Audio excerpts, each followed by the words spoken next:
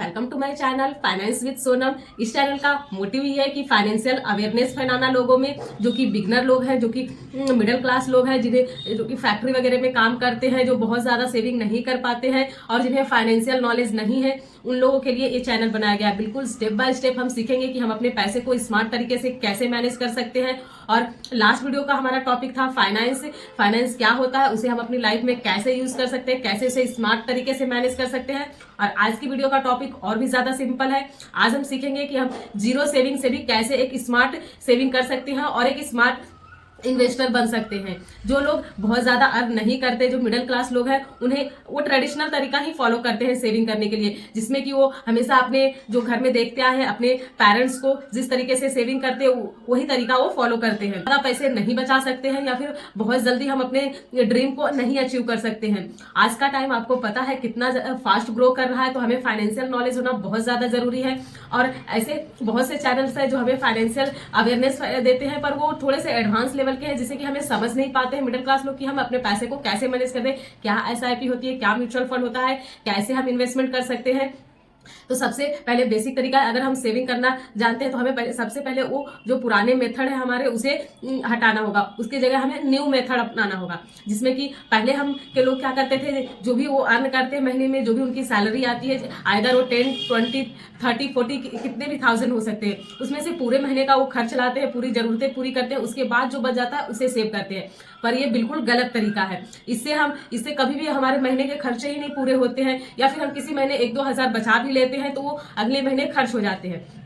तो हमें ये तरीका बिल्कुल भी नहीं फॉलो करना है। इन्वेस्टमेंट करना है, एसआईपी करनी है, उसके बाद हमें जो खर्चे बच जाते हैं उसे यूज करना है।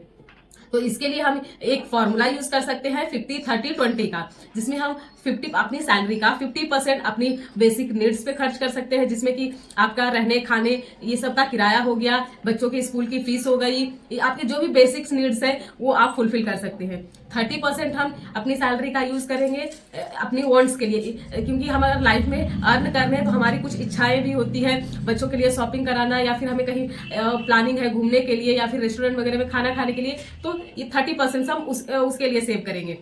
उसके पास जो हमारी सैलरी का 20% बच जाता है उसे हम एसआईपी करेंगे।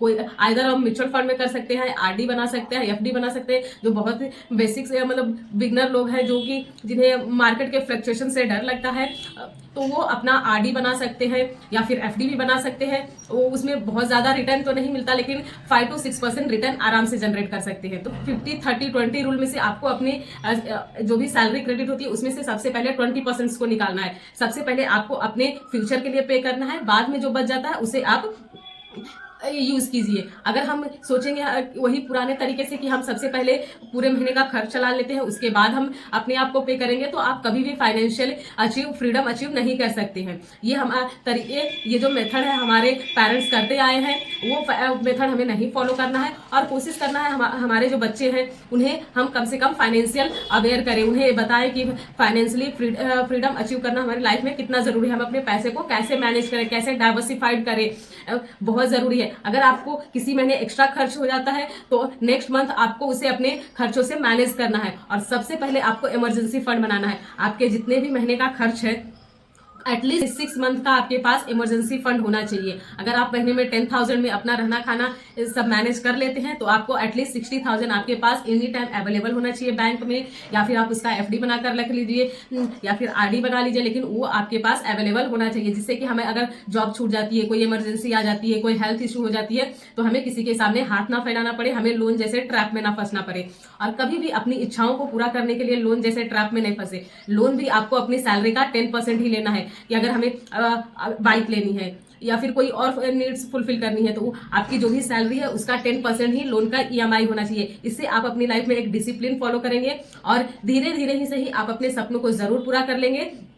और इससे होगा कि आप मतलब आपके ऊपर कभी भी फाइनेंशियल बर्डन नहीं होगा कि मुझे लोन भी चुकाना है, महीने का खर्च नहीं पूरा हो रहा है, बच्चों की स्कूल कहाँ से पे करें, ये सब से आप स्ट्रेस फ्री रहेंगे। तो बस आपको एक स्मार्ट तरीके से अपने पैसे को मैनेज करना है और अपनी लाइफ में आगे बढ़ना है। बाकी ये वीडियो आपको कैसी लगी कमेंट सेक्शन में जरूर बताइएगा, और जो लोग भी फाइनेंशियली अवेयर नहीं है उन तक ये वीडियो को जरूर शेयर कीजिएगा। बाकी मिलूंगी नेक्स्ट वीडियो में।